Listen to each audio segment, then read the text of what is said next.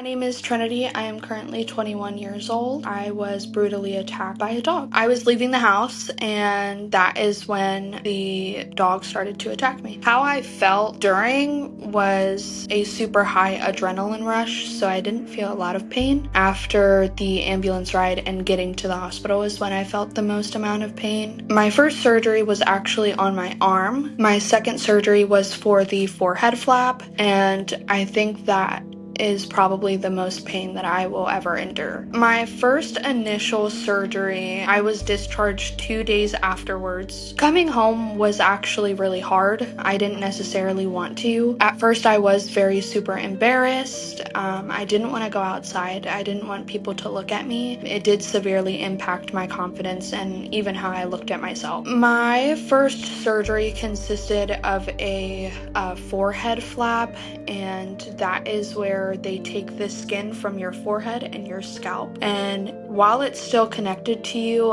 around the eyebrow area, they pull it down and they connect it to your nose. For me, my forehead flap stayed there for about a month before it got removed. My nose is actually from the forehead flap, which the skin graft is from my scalp, and that is the reason why my nose now grows hair. How I felt once I noticed and realized that my nose was growing hair, obviously it was very unreal feeling. I honestly just had to laugh about it. It was my very first thing that I posted about, but it was definitely embarrassing at the beginning. My first surgery was in September 2022. My second surgery happened in October of 2022, and my third surgery happened in November of 2022. First three surgeries were very important for the reconstruction. So all in total, I have had 6 surgeries. I've had 1 on my right arm and 5 on my reconstruction on my nose. Those surgeries were primarily to fix the structure of my nose,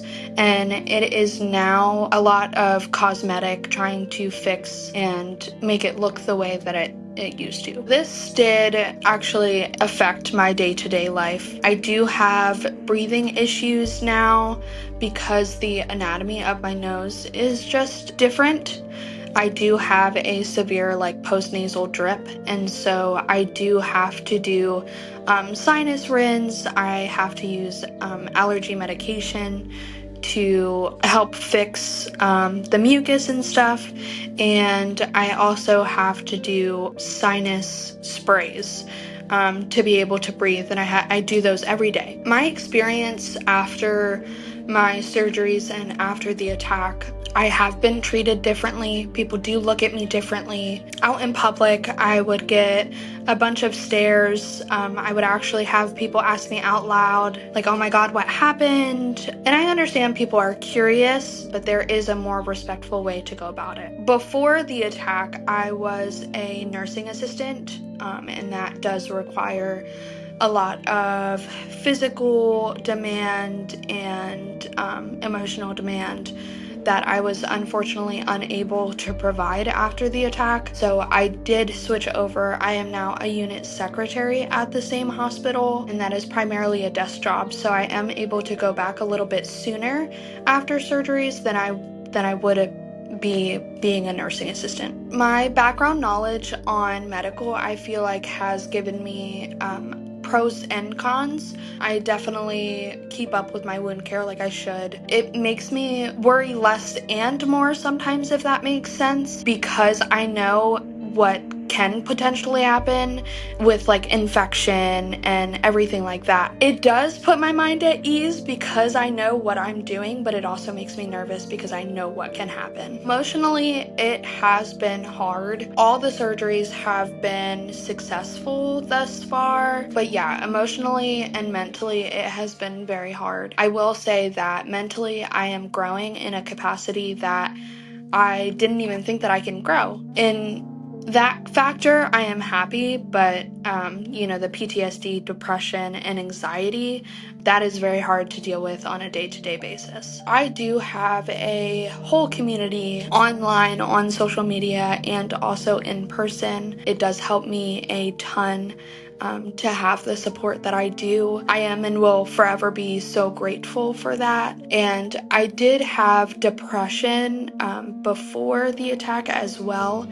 However, it has progressed more severely. My relationship with pets right now, specifically dogs, isn't the best. I would say that I do have a fear of dogs now, but I do think that fear is always good because it creates more caution. I am okay around some few select dogs that I have known for a while, but if I don't know the dog and I don't know the dog's temperament, I will not be around it. I do have two cats myself, and a lot of my other friends have cats as well. I have great relationships with pets still, and I do still love dogs. Personally, for me, I just can't be around them. I think my message would be to give yourself grace if you're going through a hard time. Don't beat yourself up over things you cannot control, and self-love. Self-love is the most important thing that I have learned throughout this journey,